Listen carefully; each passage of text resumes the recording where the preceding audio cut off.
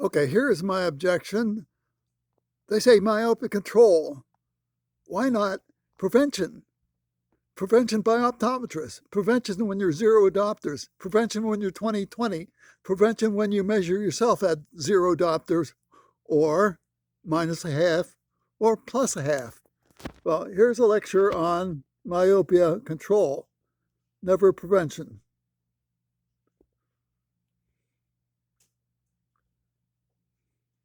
It's coming up. The Associate Dean for Research at The Ohio State University College of Optometry, and I'm here to talk to you about myopia control. Before I do so, I want to give you a little bit of background about me, just so you know where sort of my experience comes from and my expertise. I've conducted several studies, beginning with my PhD dissertation on myopia control in children. We've conducted studies using alignment fit gas permeable contact lenses, orthokeratology contact lenses, and soft multifocal contact lenses. And I'm also mentoring somebody who's conducting a study looking at sort of the combined effect of soft multifocal contact lenses and low concentration atropine. So it's from those, also from a clinic that I started for sort of pediatric contact lenses, which of course became primarily myopia control, that I have some experience in fitting kids with these various modalities, and also sort of looking at the literature and assimilating some of the findings from our own studies to talk to you about myopia control. So it's that with that information that I am going to provide you with what I hope you need for clinical practice in order to be able to practice myopia control on your patients. Before I begin, though, I do want to let you know that I do receive research materials. We receive contact lens solutions from Bausch and Lomb. We use these solutions for a federally funded myopia control study using soft multifocal contact lenses. Myopia control is very important today. I think part of it has to do with the rising prevalence, but also part of it has to do with the internet. People are just much more informed, and they're asking about what they can do to try to keep their children from becoming as nearsighted as they are themselves. Because of that, we need to know more about myopia control. And that's what I hope to be able to impart to you today, is give you that background so that you can talk to patients about the best forms of myopia control, forms that don't work so well, and be able to provide them with an informed ability to make a decision about what is maybe best for their child. So as I said, the prevalence of myopia is very high. In the United States, 1 out of every 3 people has myopia. In some countries in East Asia, as many as 9 out of every 10 people have myopia. It's an extremely common disease. And I intentionally call it a disease because I believe that's what it is. It fits the definition of a disease almost perfectly. The definition of a disease is a problem with the structure or function. And in myopia, the problem is that the length of the eye doesn't match up with the optics. So it's a problem of structure or function that leads to symptoms. And obviously, the symptoms of myopia are blurred distance vision. And it's that's caused, not caused, I should say, by trauma or injury. And we all know that we didn't fall down and become myopic one day. It happens sort of over time. So a lot of people think of myopia as just sort of a natural adaptation, but that's absolutely not true. It absolutely fits the definition of disease, and we should treat it as such. We should treat our patients, try to keep them from becoming as disease laden as they would have otherwise. And I think the only way to do that right now is with myopia control. Even though it's a very high prevalence, the prevalence is actually on the rise. In the United States, just 30, 40 years ago, only 1 out of every 4 people had myopia, and now it's as prevalent as 1 out of every 3. And it's basically rising in epidemic proportions throughout the world.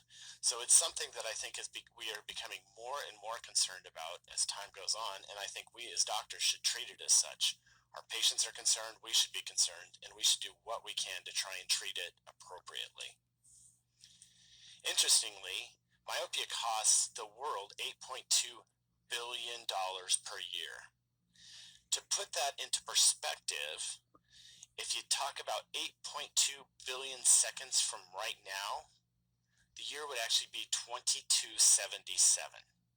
So that's a lot of money when you consider $8.2 billion.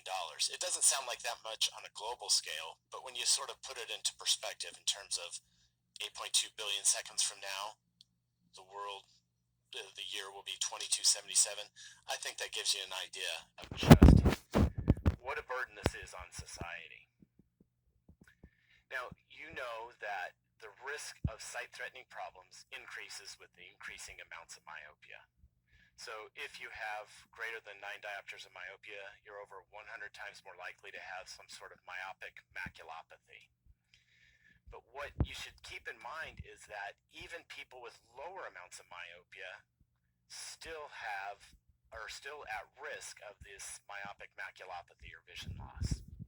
So when you consider people with less than 5 diopters of myopia, This optometrist to convince me, yes, I don't want myopic control. I want engineering scientific prevention, where I look at the data, the meta eye, as nature designed it, having positive and negative refractive states as I measure myself. I'm thinking of an engineer like Elon Musk who would understand the control of the eye as a sophisticated system. It always is and always will be. There is no patient, only a wise engineer who understands the eye's behavior as a feedback control mechanism, not a bad camera. So, yes, prevention will be up to the engineer and a choice. Well, he's still measuring his refractive state at 0 with Snellen and test lenses, and then minus a half diopter after a year in college, expected to go down at that rate for 4 years of college. Certainly there's published books on this issue, but the idea is to not start with the minus lens, but start with prevention, self-measured, when you're at 2040. And this is certainly what I'm doing. And yes, it means long-term plus wear. Why is that the difficulty?